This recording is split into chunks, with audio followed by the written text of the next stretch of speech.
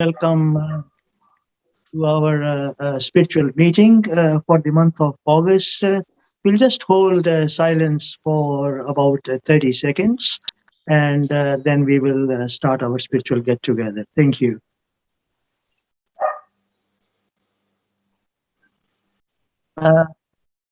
This is Anil Ji here from Sydney. I welcome all of you to our spiritual get together for the month of August. Normally, we have these meetings, at a place called Marylands every month, but because of COVID, everything is in lockdown in Sydney. So, as requested by the Rishi, we are holding this session on Zoom. So, the topic for today is destiny and free will. And Rajeev ji and Vijay ji will also be, co-participating in this spiritual satsang or spiritual discussion. So, just briefly touching upon this topic, you see, we really must understand that what is the correct meaning of free will, and then that actually leads to destiny. So you see, one of the basic things that we have to actually, first of all, understand is our own aura and our own nature. So basically, we are not just this physical form, you've got feelings and then you have got thoughts. So your feelings come from your astral body, right, which is located just next to you, about 1 feet all around you. And then, another about, say, 2.5 inches further away from that, where your elbow is, basically, that is your mental body, the source of your thoughts. So you must actually understand this very, very clearly that we have called one, which is our changing nature. And then you have another higher nature, which is the changeless nature. So you see, thoughts are always changing, right? And basically, when you look at a human being, you see, we are virtually, I call a human being is a slave or a creature of his emotions, because we really move by our feelings, not even by so much of our thoughts. And then you have this physical form. So this is our lower nature, right? Consisting of the physical form, physical activity, consisting of feelings, that is your astral body or the body of desires, which is just sitting next to you in your aura.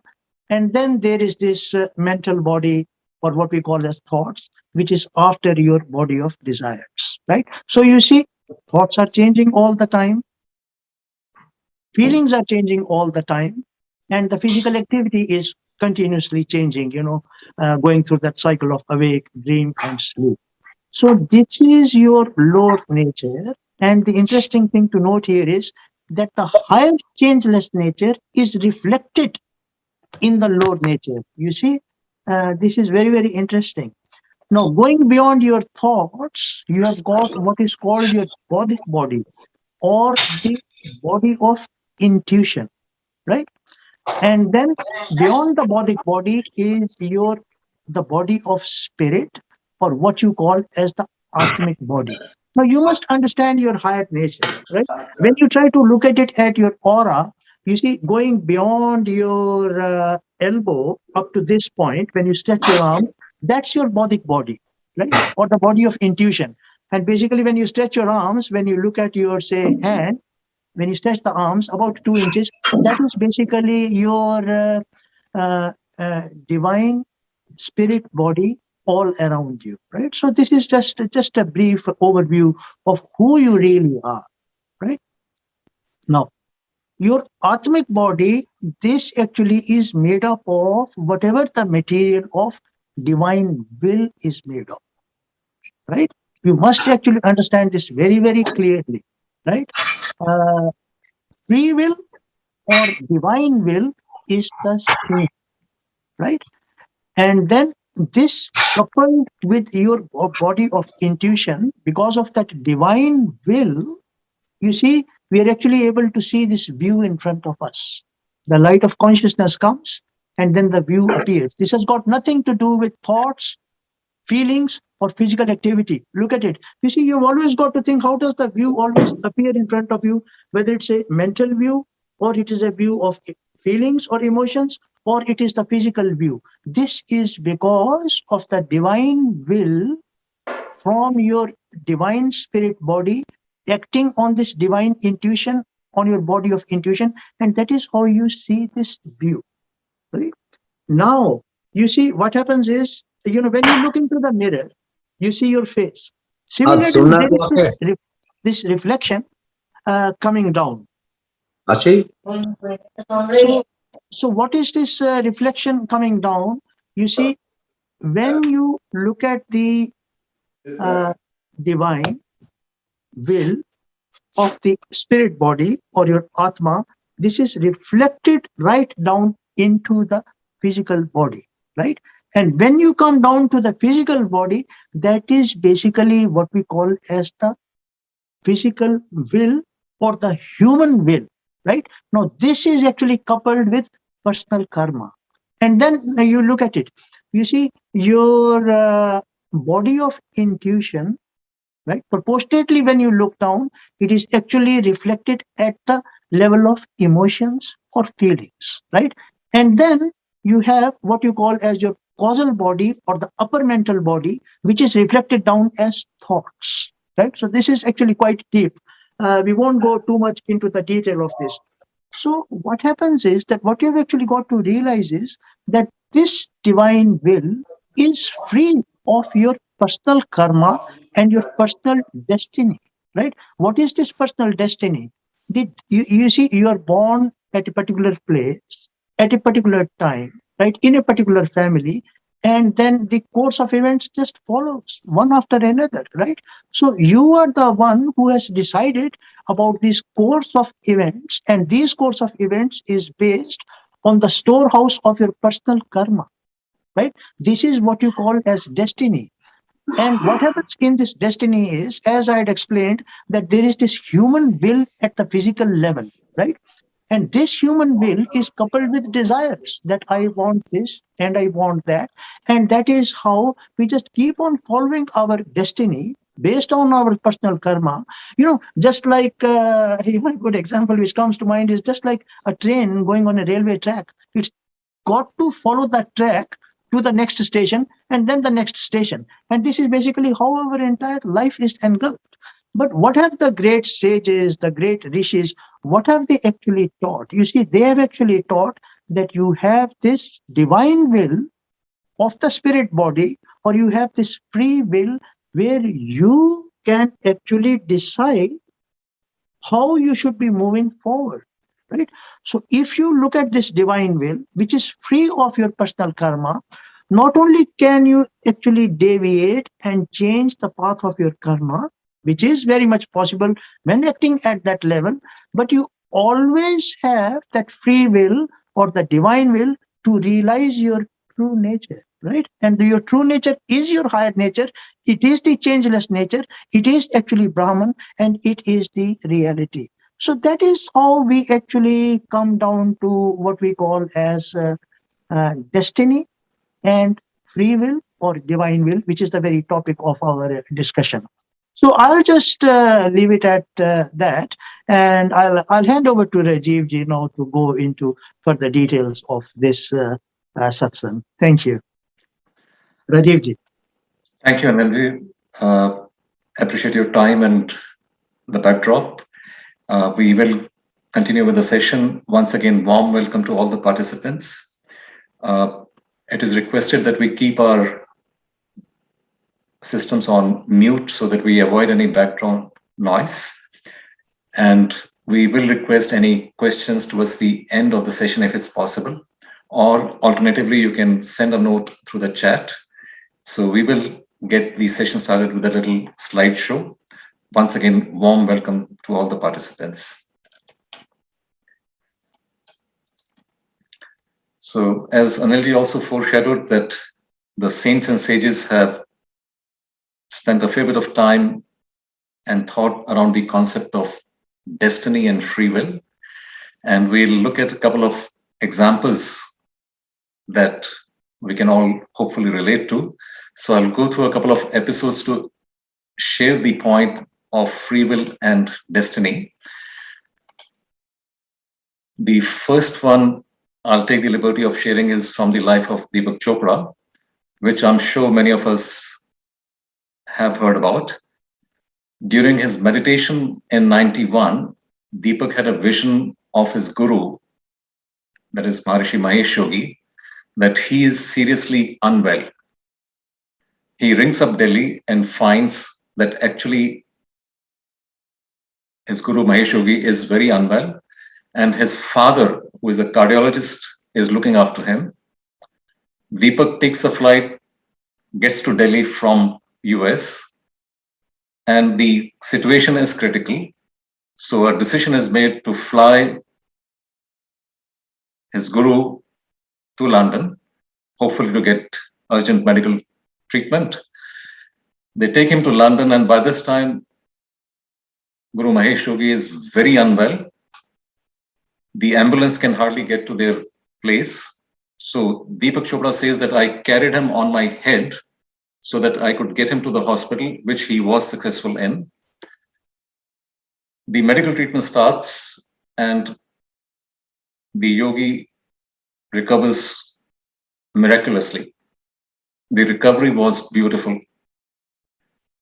In the gist of things, at one point he needs blood, and Deepak says that he refused, despite the fact that medically the blood was matching, that is, his blood was matching with the blood of Yogiji, he refused to accept his blood. It was a long discussion. At the end of it, Deepak could convince him that the red blood cells do not carry the karma, and blood was given. Coming months, in fact, it's over a year, the two spend a lot of time together.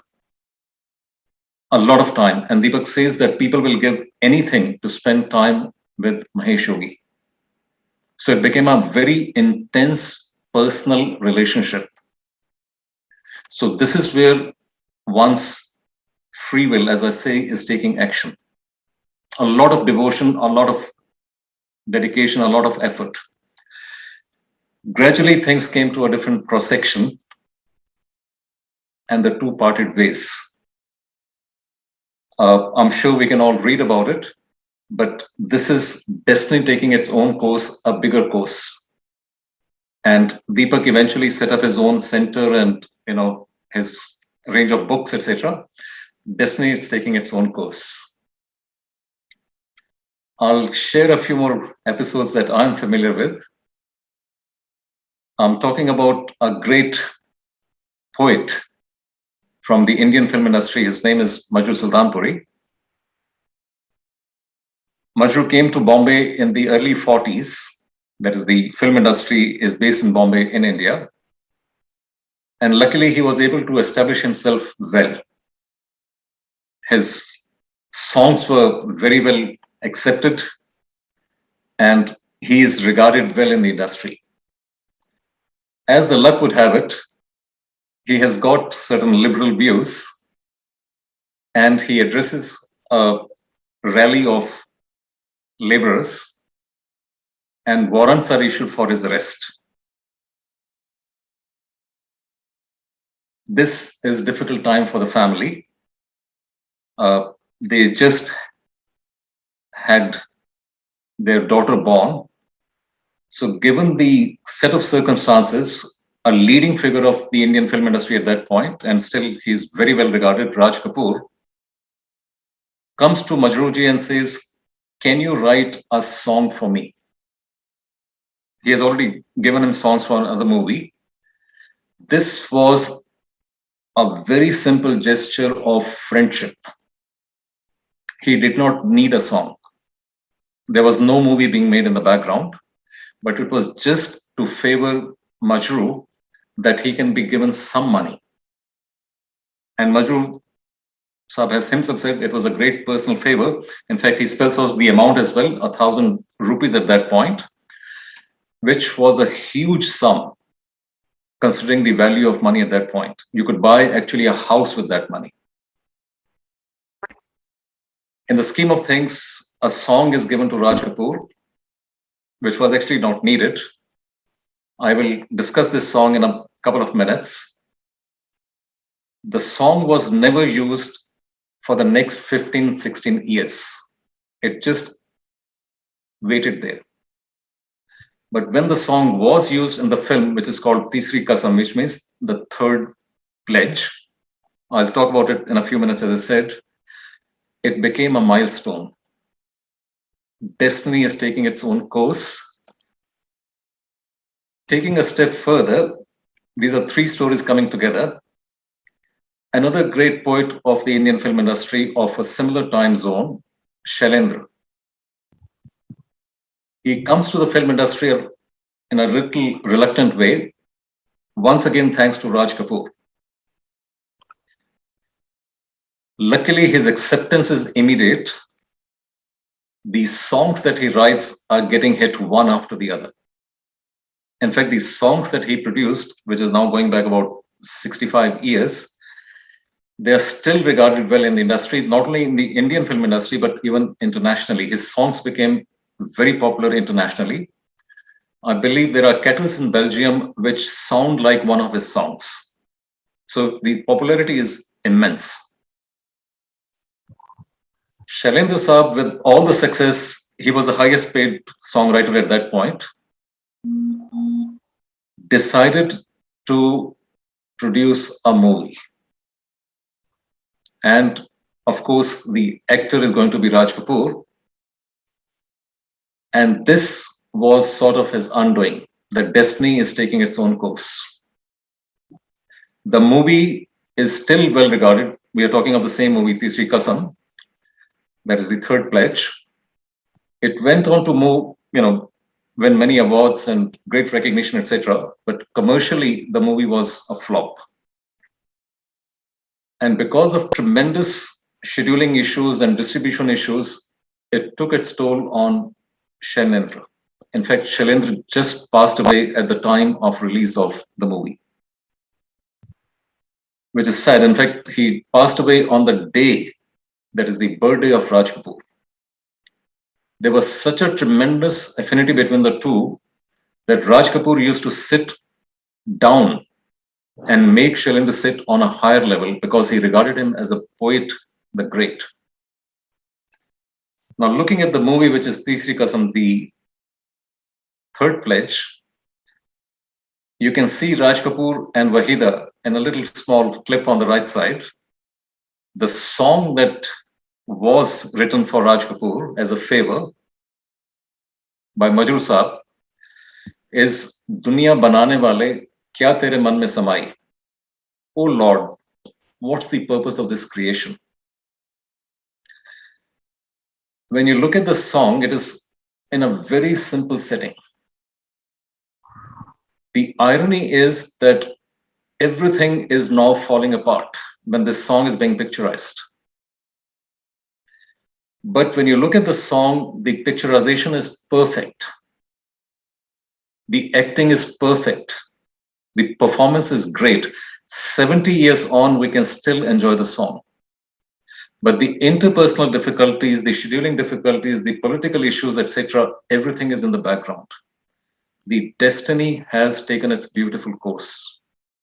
The song is still a milestone in the Indian film industry. The story continues. This is a destination point. I'll share a few more episodes from my own life. This is going back well over 50 years. As a young boy, I'm walking by a construction site and I find 5 little mice frantically trying to find a little hole for themselves right under the nose of a cat. The cat was sitting and watching who will give up. So this is a real desperate struggle for survival, somehow to escape.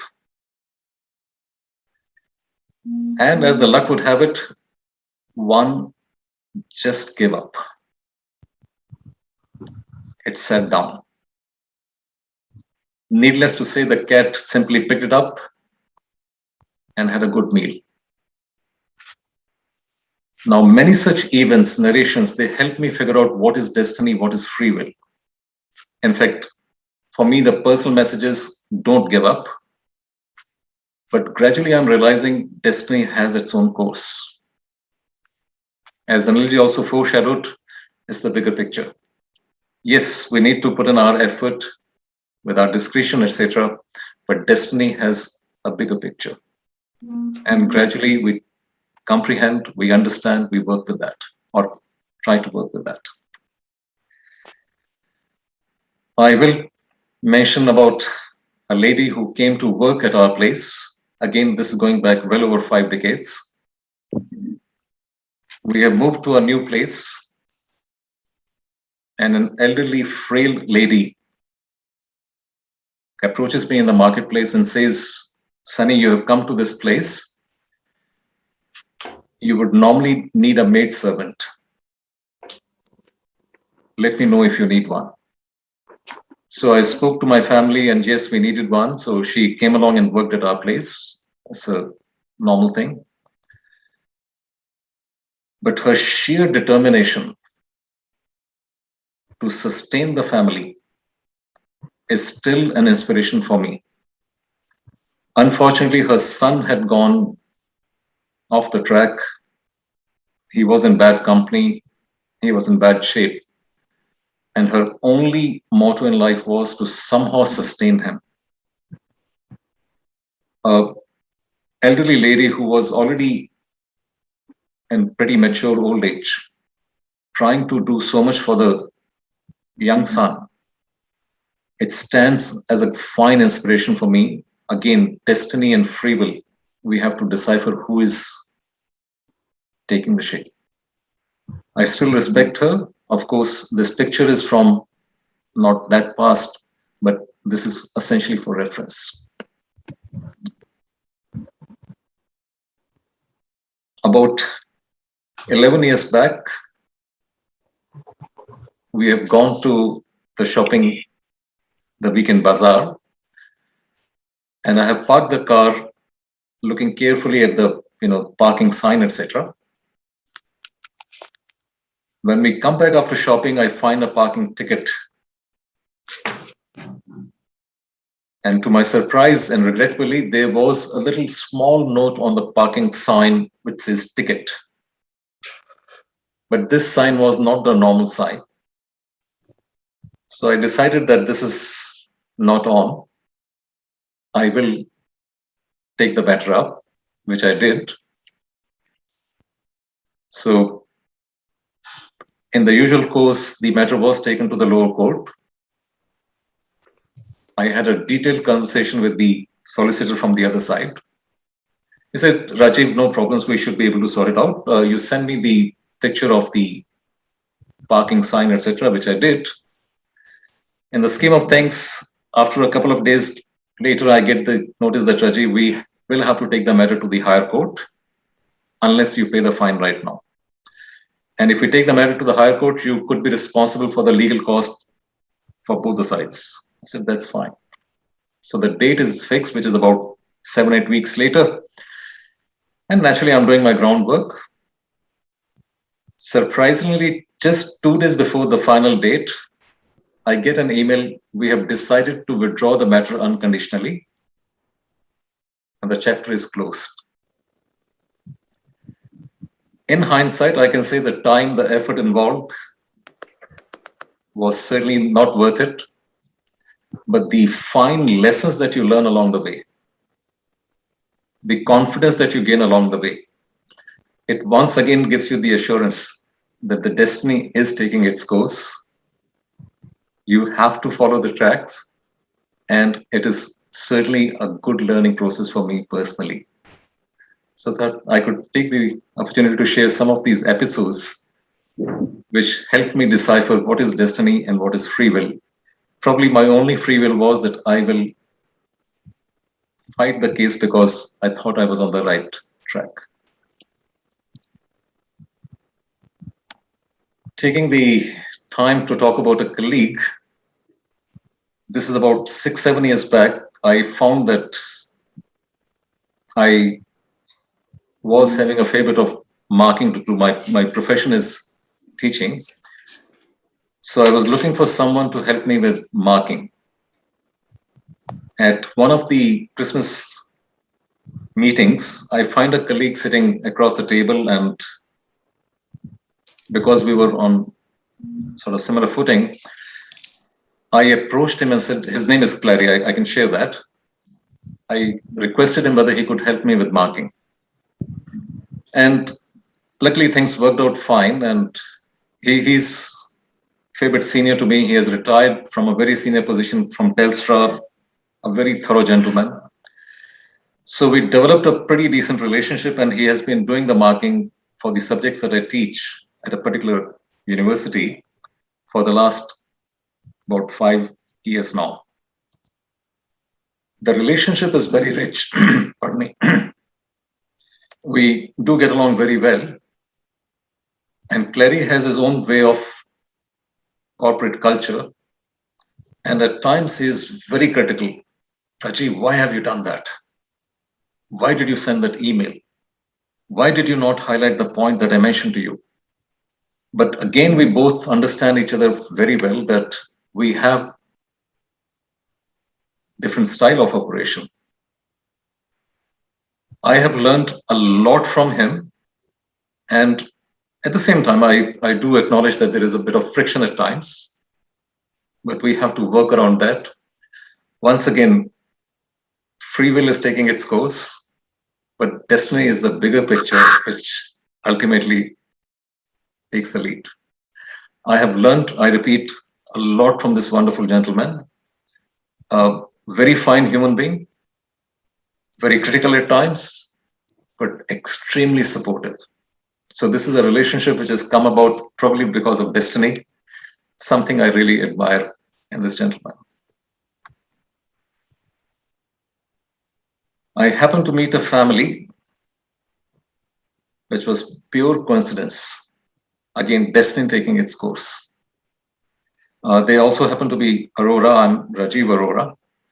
But there's no blood relation, there is no family history, nothing of that at all. And just as the destiny takes its own course, it became a very, very close family connection. One of the relations from there, I can spell his name as Baldev. He was a fatherly figure.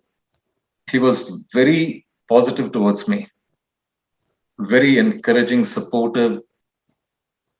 It was just a rich mutual relationship. About 20 years back, during visit to India, I heard that he wasn't keeping well. So I made it a point to visit him. And this was the sunset. He was suffering from Parkinson's. That man that I had seen, that radiant personality, confident, successful, gentle, he was shaking badly. Couldn't even stand, couldn't talk. So during the little time that I spent there, I was holding his hand and he was trying to say something. And the words were not coming out. And it was such a sad moment that I was sobbing endlessly. But again, you realize that this is the destiny. A very fine soul, he passed away sometime later. But we all go through these experiences, the sunrise, the sunset. But in the bigger scheme, we know it is destiny, which is the universal goodwill. As Anilji also foreshadowed, it is there. And we just accept it as we go. I do pay my regards to the gentleman. And again, the physical body does disintegrate at a certain point.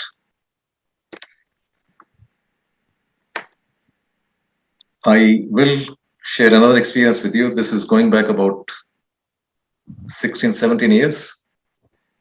I'm taking a flight to Adelaide and I'm sitting in a window seat. And just as the flight was about to take off, two ladies came along and sat in the next two seats. And just as the flight was about to take off, I realized that I'm not comfortable. I'm claustrophobic. I was about to request that I should be allowed to leave the flight, but somehow I managed, I continued. So I know that I should not take the window seat. From then on, I always book the tickets for the aisle seat, and it works totally fine. A few years back, again, I'm taking the flight to Adelaide, where my folks are. And just as the flight is about to take off, a lady comes there and says, "Do you mind going to the window seat? Because I'm claustrophobic." So this was a split-second decision that she has requested. I said, "Look, I am also claustrophobic. That's why I have booked the aisle seat. But because you have suggested, I'll go to the window seat." So here I go to the window seat. She sits on the aisle seat and her hubby sits next to me. And very quickly, she's smart enough to arrange with the crew that we can get other seats. I said, "It's okay. Let me give it a try. I will sit in the window seat. Let's see how it goes." Now, this is what destiny is playing for me. It worked just fine. Gradually, the fear has reduced or gone. I can sit in the window seat. It is still a tight feeling, but I can manage. So destiny has its own way. Free will is playing its own role as well. I will share a few points as so kindly mentioned by Sage Ramana Maharishi, that we should go along the current. Don't try to swim against the flow of the river. All that is happening is what a higher power has already enjoined. Acceptance of the natural movement and rejection of it is unnatural. So realize it and go along with its natural completion. Once again, my humble regards to the audience and many thanks for your time. I will hand over to my colleague Vijay to take the session forward. Many thanks for your presence and interest. Thank you. Hari Om, everyone. Thank you for your kind presence.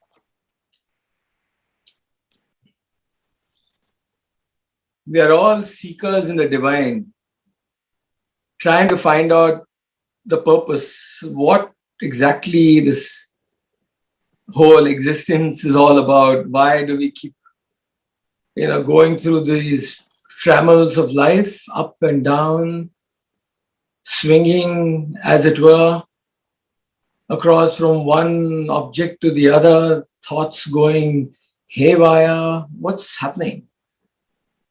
And then someone comes and tells us it's all about destiny and free will.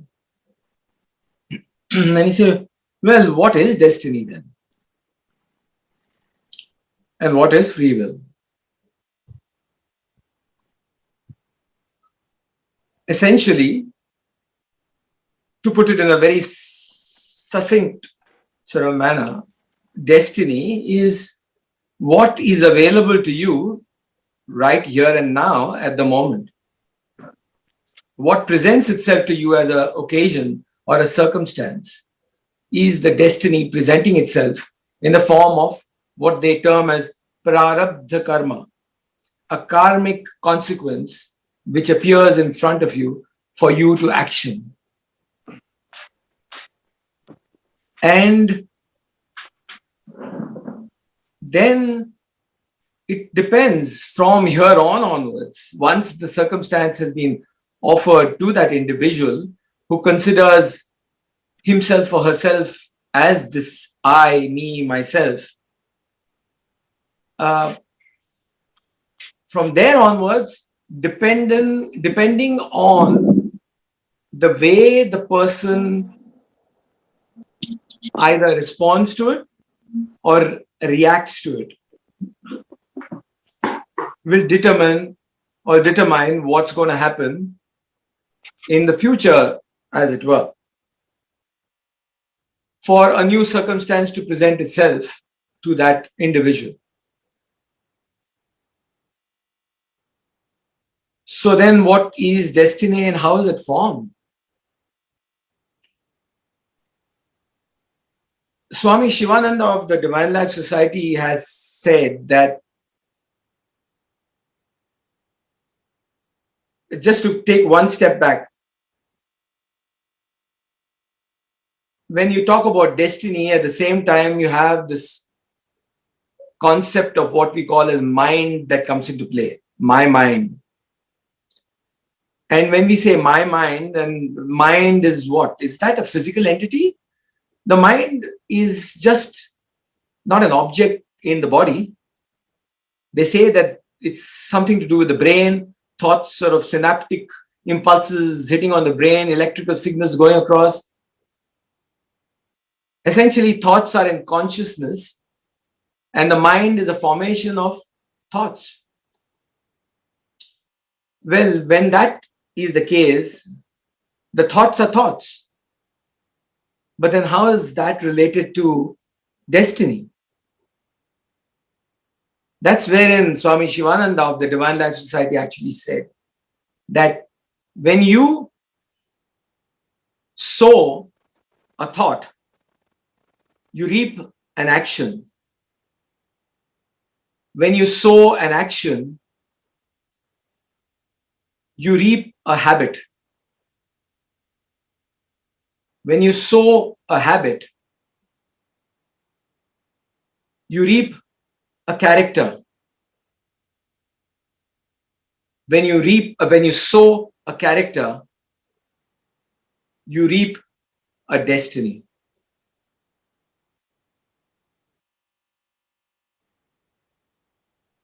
Let that soak in to understand the progression from where the thought started. As the moment there's an attachment to the thought and an action has taken place, depending on how much of attachment is there, it forms habits, character, etc., and then leads onto your so-called destiny. Hence, it appears very evident that destiny can be undone. Destiny can be changed. You are the master of your destiny when you consider yourself as a body, mind, intellect complex, as I, me, and myself, thinking of oneself as a personality. That's when you can take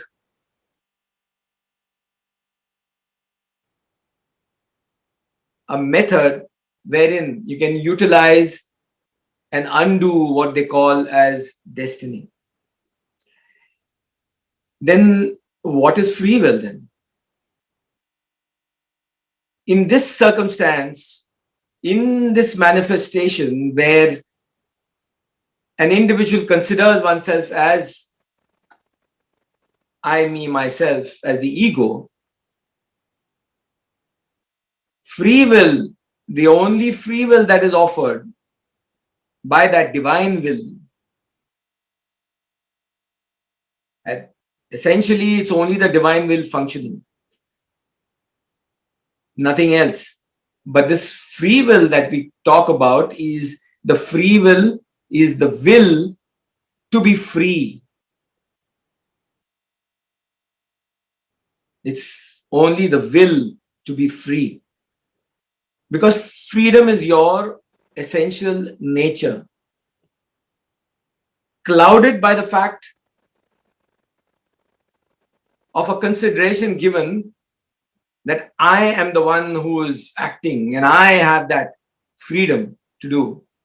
The moment that attachment is there,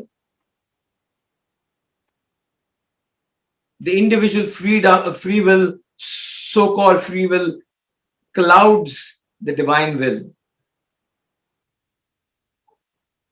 That's what they term as ignorance.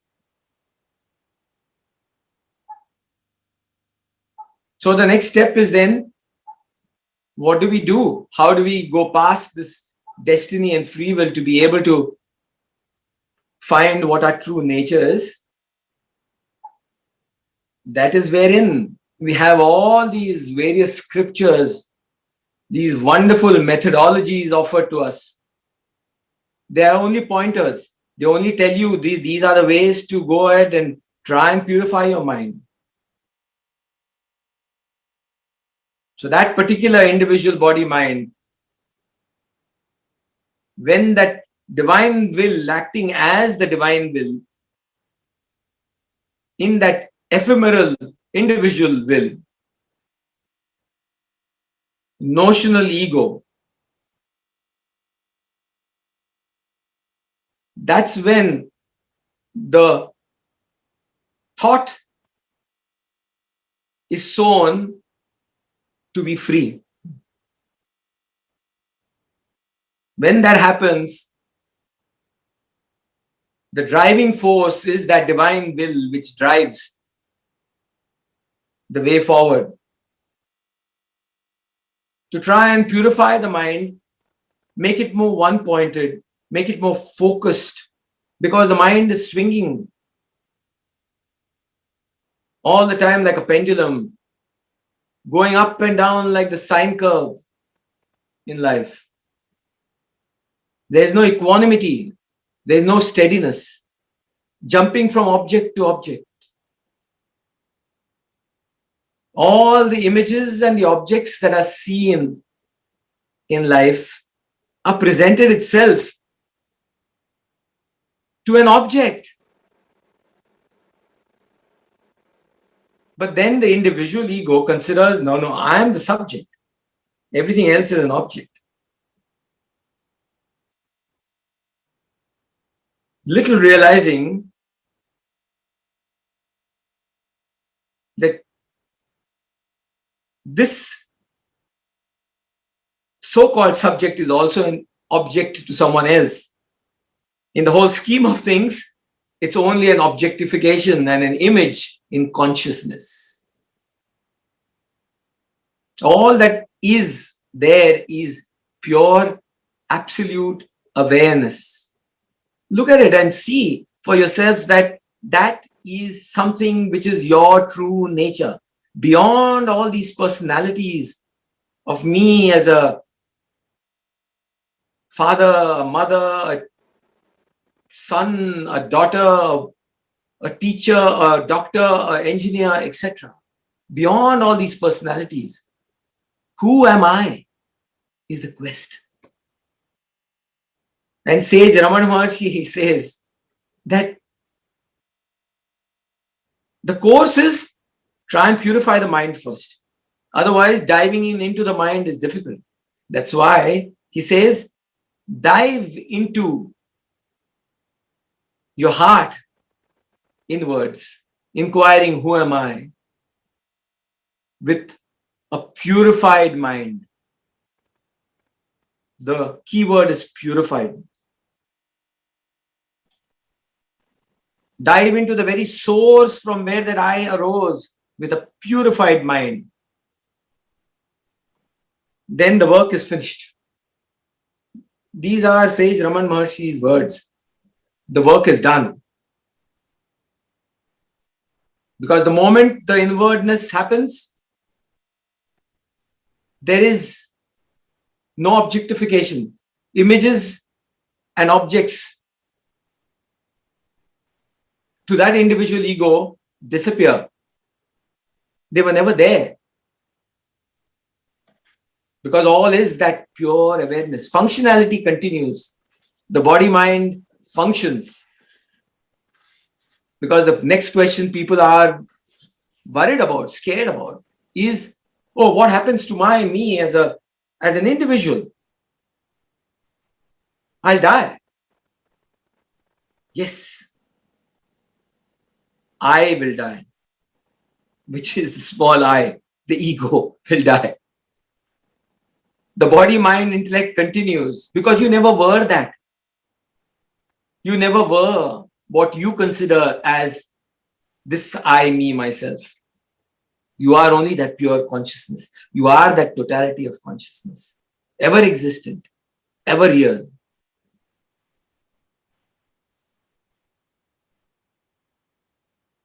As long as this body, this mind, this ego is there, there is always a concept of so-called rebirth, etc. But why does one have to be worried about death? Death is natural of the body. But essentially, the death has to happen of the ego. Body, anyway, the death is going to happen. Death of the notional ego, the ephemeral ego has to happen. Don't worry about rebirth. The rebirth is something that one has to be considered about only when one considers oneself as the ego. When one considers oneself as the ego, you don't want to go through the rebirth again. Death is anyway going to happen. The only solution is death of the ego. And Sage Raman Maharshi continued for 40 years after that so-called death of the ego. Because he could see the universality in everything. There was no subject, object, images, nothing. Because all was one. Everyone was one. There was no guru and devotee for Sage Raman Maharshi. It was only for the devotee, there was a guru. Because the devotee considered himself or herself as a disciple or a devotee. So the guru was there. But for the body, mind of that body that was sitting there, that what was called as Raman Maharshi, there was no one because there was no other. All was one. And such a beautiful set of teachings have been offered. The crux being inquiry of who am I. The other is surrender. Then, once the ego is gone, the ephemeral ego is gone, there is no such thing as destiny or free will. Because then there is only the functionality of the divine will in consciousness.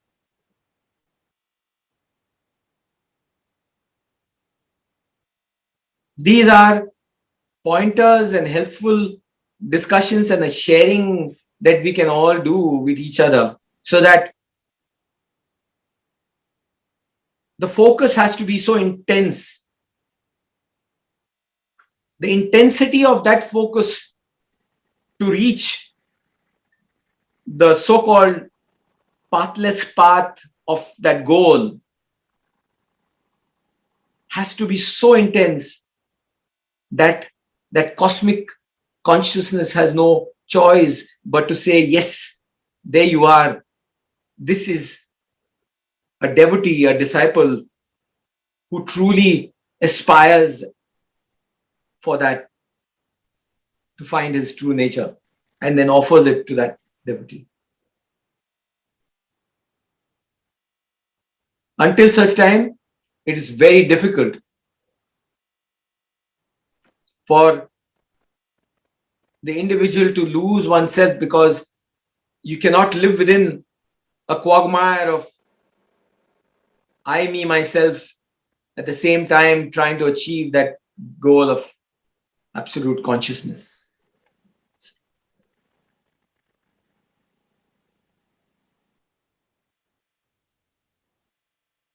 So destiny and free will is a topic that we can discuss, and there are various methods that are enumerated in the scriptures.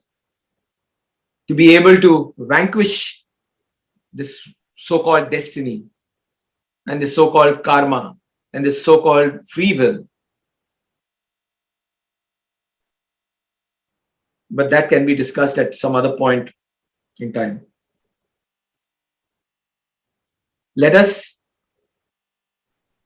sit quietly just for a few minutes, 1 or 2 minutes, in silence, contemplating and cogitating upon what has been shared in consciousness.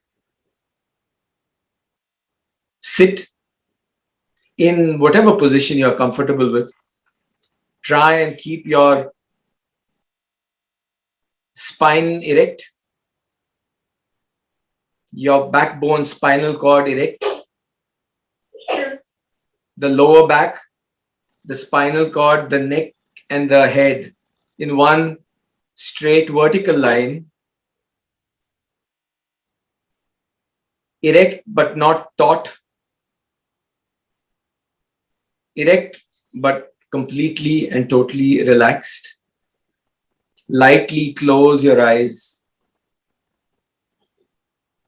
and be in a state. Let us try and focus on that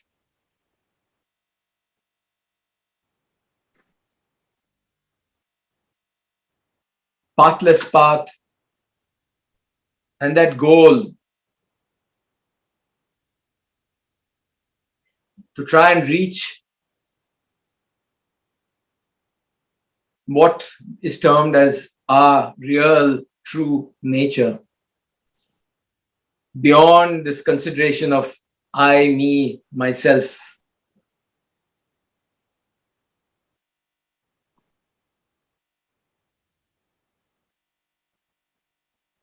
Happiness, absolute happiness, is our true nature.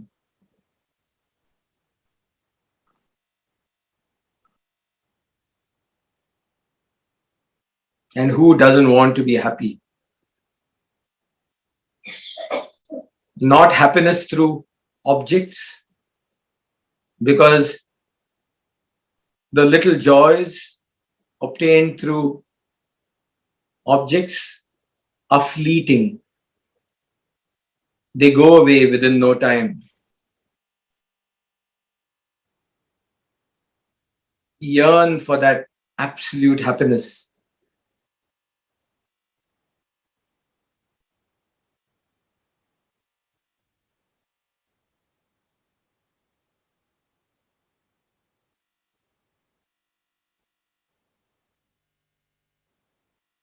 Let there be peace.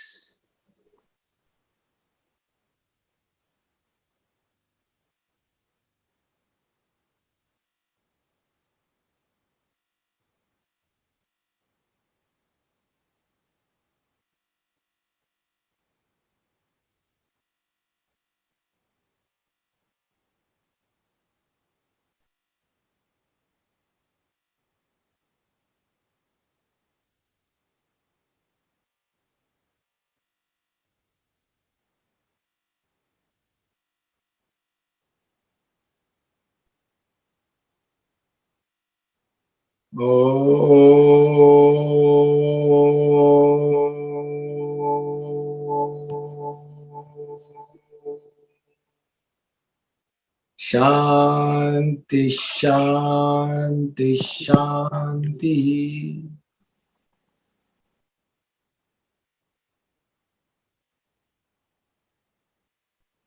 I will just request Rajeev ji to please bring up the concluding prayers.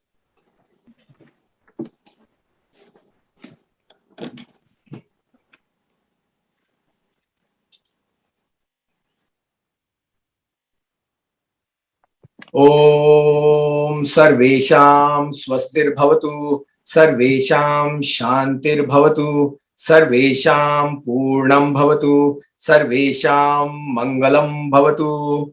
Om Shanti Shanti Shanti. May there be well-being in all. May there be peace in all. May there be fulfillment in all. May there be auspiciousness in all. Om peace, peace, peace. Om asatoma sadgamaya, tamasoma jyotirgamaya, mrityorma amritam gamaya. Om shanti shanti shanti. Om, lead us from the unreal, phenomenal world to the real, abidance in self. Lead us from darkness, ignorance, to light, conscious awareness. Lead us from death, mortality, ego, to immortality, eternal self.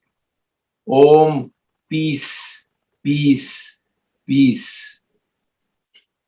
Om Purnamadaha Purnamidam Purnaat Purnamudachyate Purnasya Purnamadaya Purnameva Vashishyate. Om Shanti Shanti Shanti.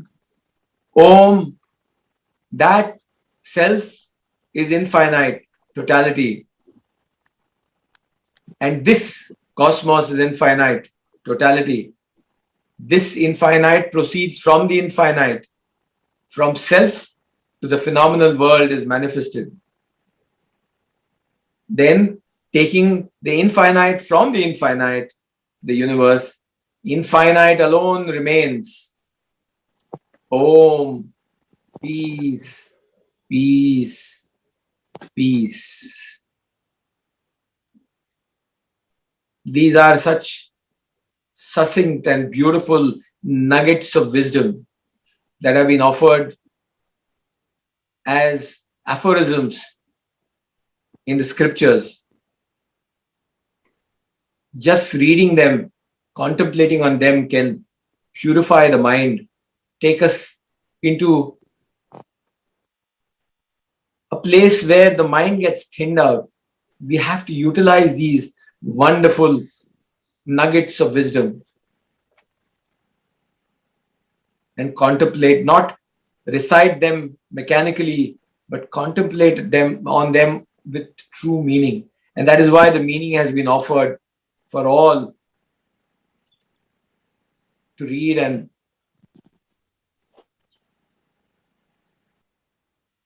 accept into their mind, so that the mind becomes one-pointed and thinned out. Thank you all so much for this wonderful sharing. And we can then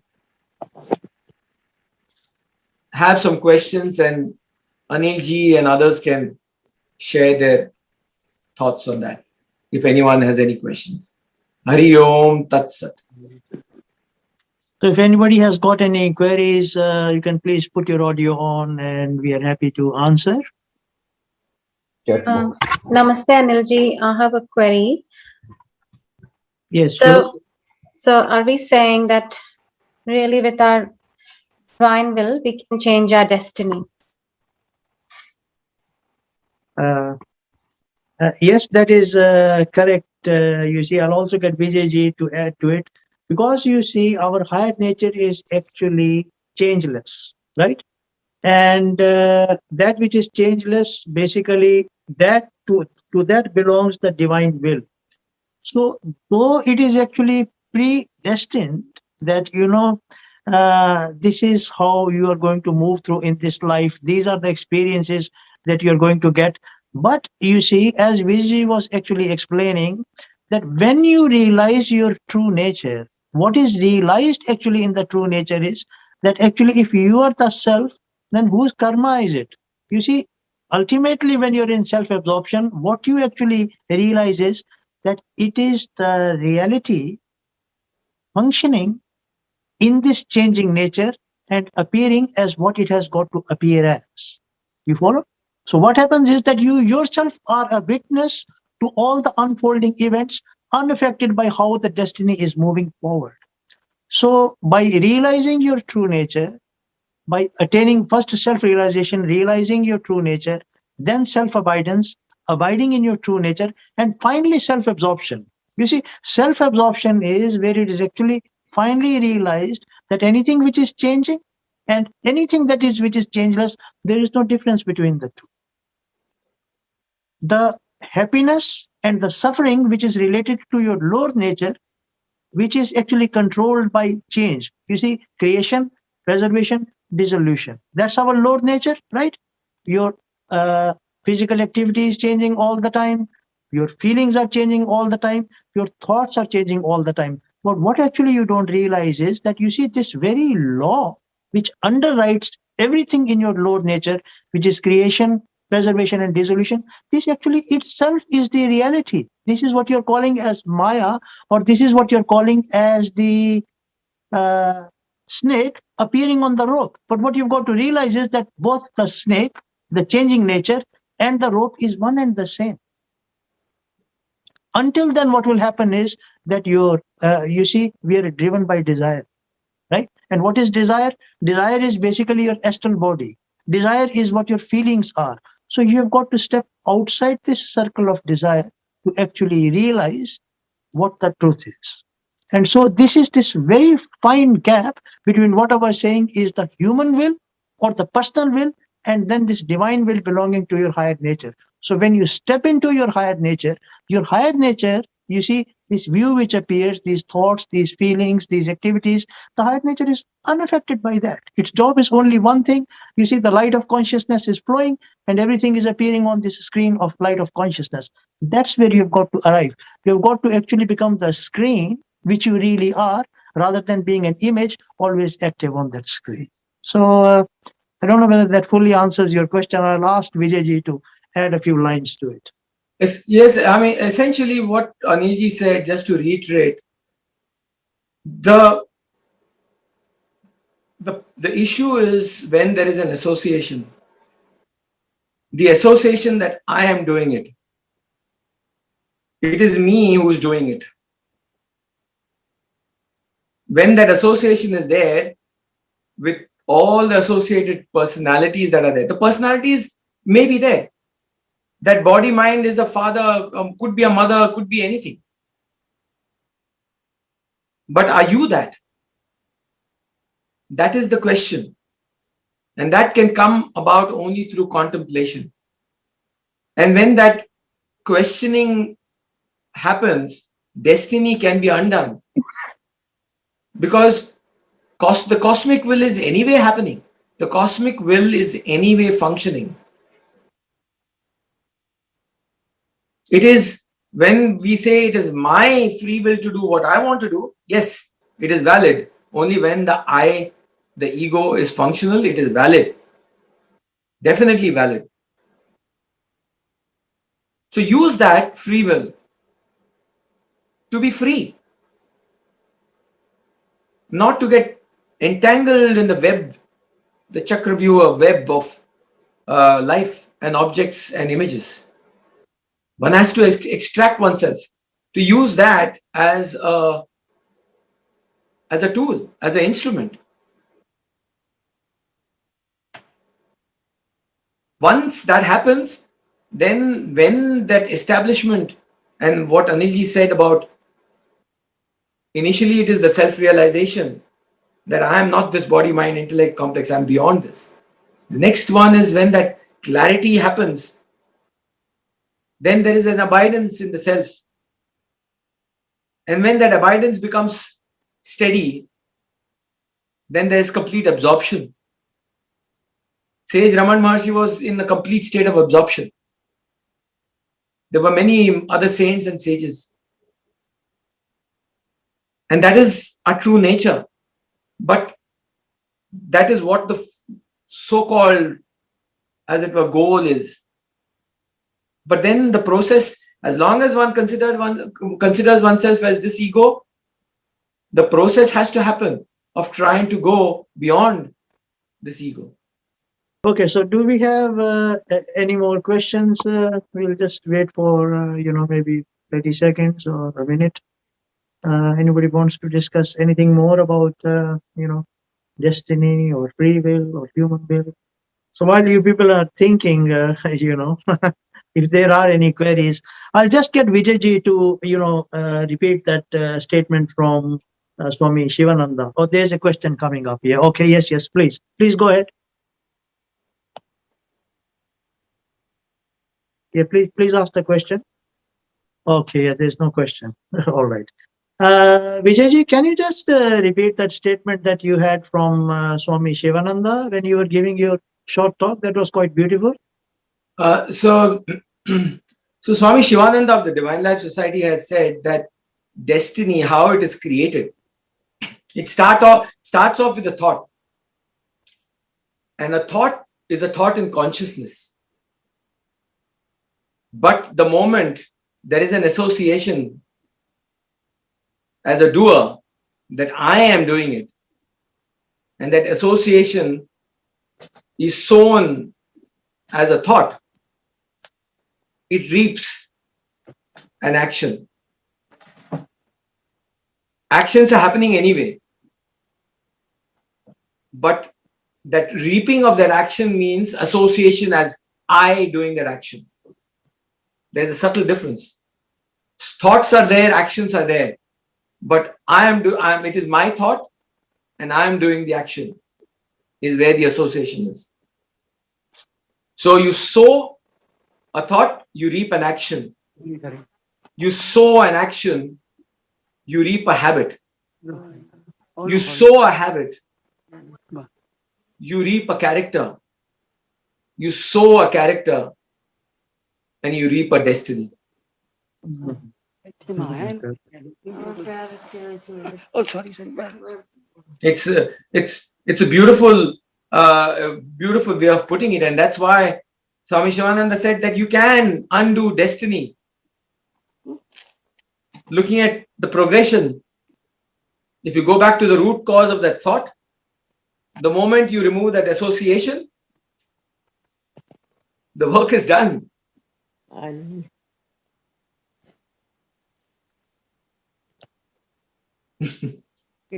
Okay, do we have any more questions, please? We've got still a few minutes. So it looks like there's a silence there. I think John is okay. trying to say something, but he's to unmute himself. Okay, yeah. John, you can unmute yourself, please. Okay, sorry about that. No, that's all good. Yep. Can you hear me now? Great. Remember one time Ramana was approached by a devotee and he was asked, why have you reached this high state and here's me, in my state? And I think Ramana replied, maybe it was my karma. Now, do you remember that quote? One of the questions and answers? Yeah. So in there, karma has to lead us to a certain state, and so we react and whatever. So karma is essential. Now, Ramana must have gone through quite a few lives to reach his state of perfection. I'm just trying to say your thoughts on that. So karma has a place, and we've got to work with it in order to purify ourselves. I'd just like to add to that.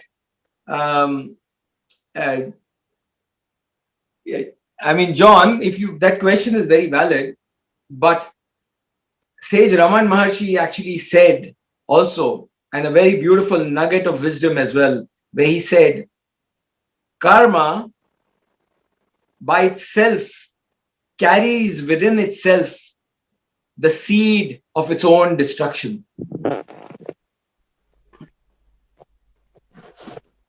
What does that mean to you? So that means that karma itself has the seed for you to sow, which will take you beyond karma. Yeah. It already has that within itself. If you wait for karma to take its course, that's saying, oh, sorry, I'll wait for destiny to act on its own. But here we are discussing about how destiny is actually formed. Karma is formed, starting point as thought, and that destiny is reached, which serves as a starting point for your present circumstance to be formed as prarabdha karma. So, sorry. Oh no. So wasn't Ramana sort of inferring that he worked himself up as deeds? You know, as a personality, that he built himself up over lives. So by doing good deeds and having free will to take that on, he built himself up to reach his state? I don't think he said that in so many words. No, he didn't say that. I'm asking. That's why I'm asking the question. So the thing is, I think the whole thing is about intention, and the intention and the intensity.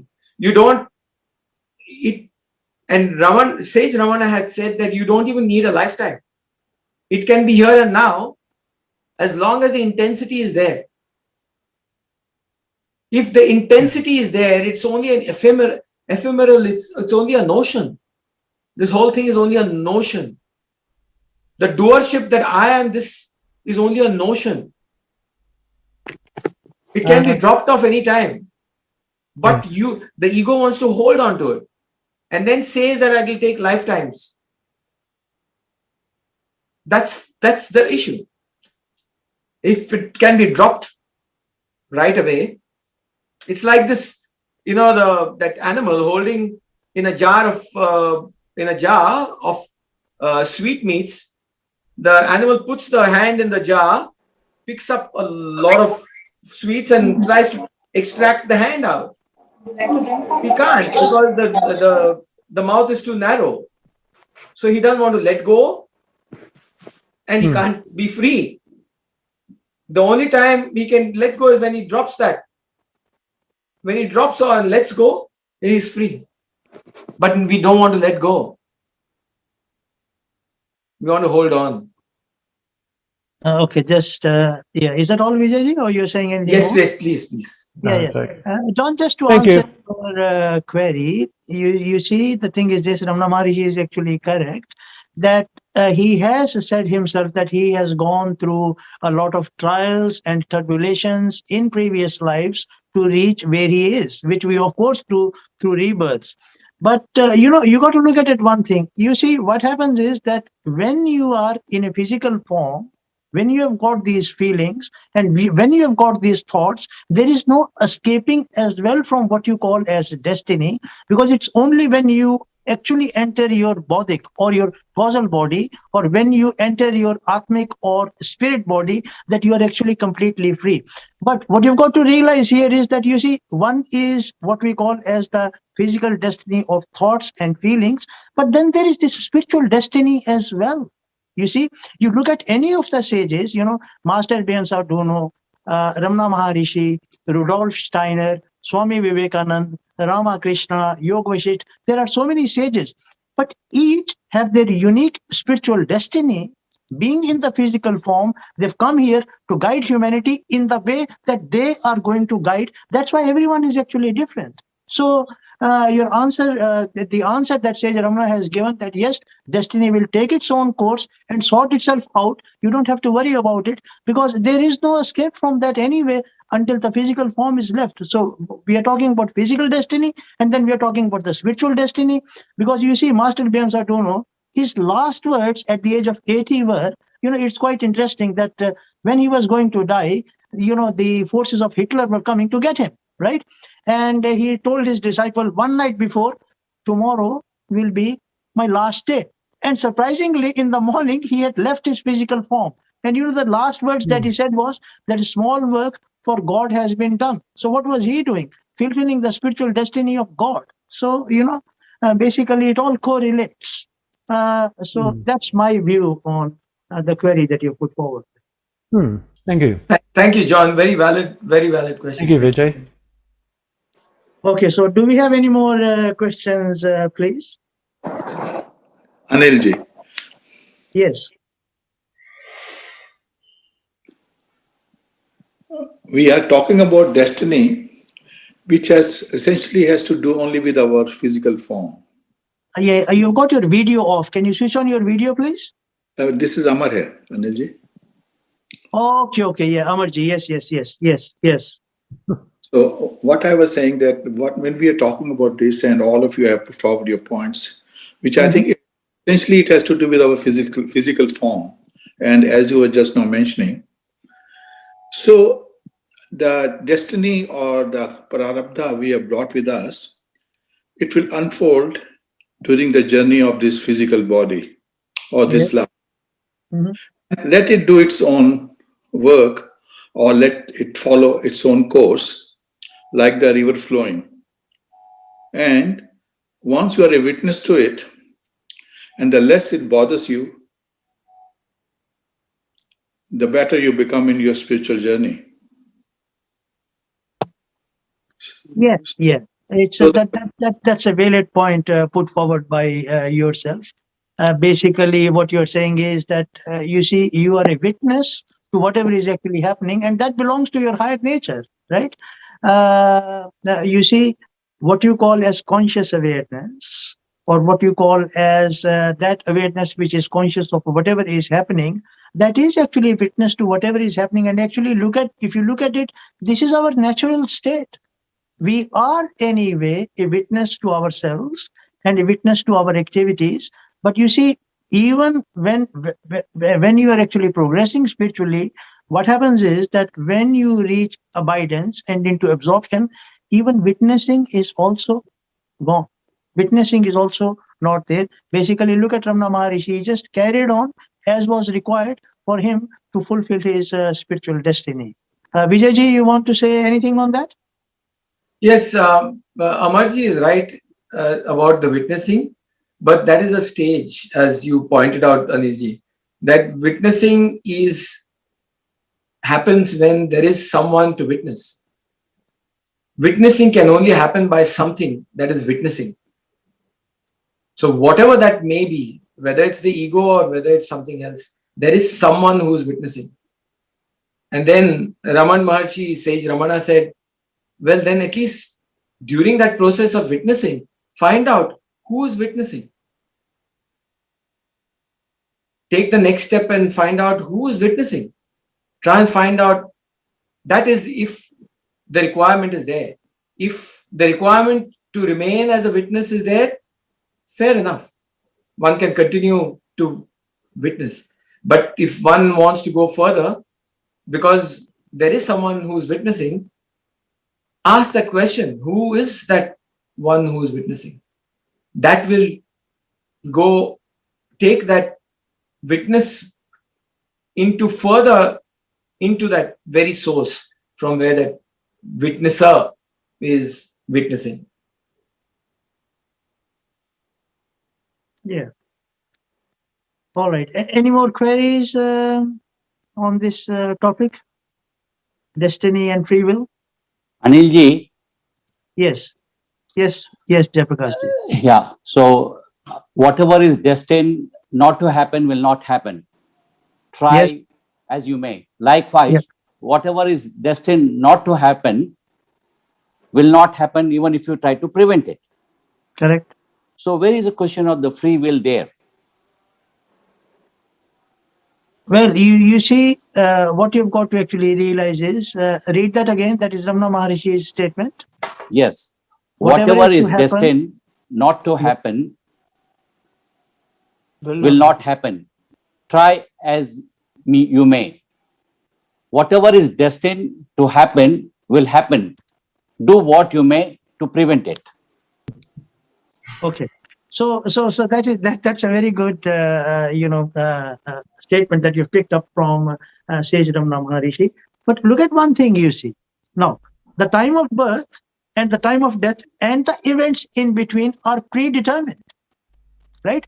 So in this, are you going to come across someone who is actually illuminated or not is also predetermined, because that is, you see, based on, you got to remember one thing, that every life that we are actually reborn is centered around our spiritual growth, right?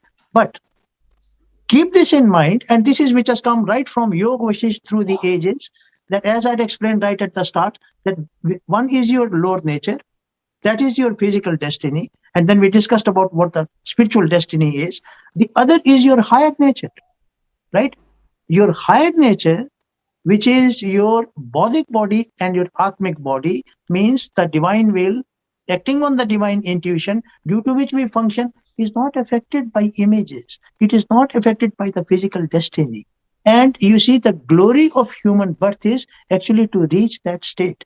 And there actually, this free will or divine will plays its role, that you always have the freedom. Ramana Maharishi has said that you have always got the freedom, that you can dive within and realize your true nature and free yourself of either of this. Right? Because Ramana Maharishi has made about 30,000 questions have been answered by him during his lifetime. Now he has answered based on what the spiritual student is asking. He really never had any teaching. His only teaching was Ajeta. Ajeta means nothing is ever born, nothing is ever destroyed. So, when even you put this query and when you put this quotation, and if you're in self-absorption, that who actually has become this very statement itself, what you realize is that it is the self functioning at that level as that statement. Right? So I hope this does answer your query. It's very deep. Vijayji, you want to throw any light on that? It's a very good question put by Jayaprakash ji. Yes, that statement is very valid. And that's what is the meaning of what free will is. Free will is functioning. Even in here and now, free will is continuously is functioning. The only issue is when the attachment is there and we say it's my free will. That's the problem. And how do you get rid of that my minus I, me and myself? That is what is causing the swinging of the pendulum. Otherwise, we would not go through life with swings, ups and downs. There would be no attachment to it. Ups and downs will be there in life. But then suffering because of the ups and downs is your destiny.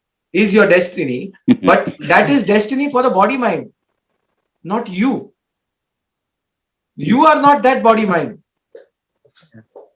That is the crux of what Ramana Maharshi's teachings is, that the body mind may go through the trammels of suffering and joy and love and hate, all that. Let it go through it. But you are not that. That is why you see so many different personalities in so many different stages. All the ones who are in self-absorption, you don't find everyone's personality exactly the same. The personality that is expressing itself is different. So in other words, the result is predetermined. You have to just work towards it. Correct. Isn't it? As long as one detaches oneself away from it. Yeah. Thank you, Vijay. Okay, so I think we have had quite a few queries, so we are going to actually put this particular satsang on our YouTube channel, so you're free to watch at leisure and at your time. So before we bring this to a close, just my namaskar and thank you to everyone. I'll just request Vijay ji to say a short concluding prayer, and then we will close this session. And thank you very much once again for having given your time to attend. Vijay ji? Thank you, everybody. Om Purnamadaha Purnamidam Purnaat Purnamudachyate Purnasya Purnamadaya Purnameva Vashishyate. Om Shanti Shanti Shanti. Harihi Om. Thank you, Vijay ji, Rajeev ji, and Anil ji for the wonderful satsang. Thank you. Okay.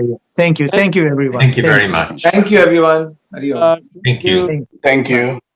Thank you. Bye. Thanks.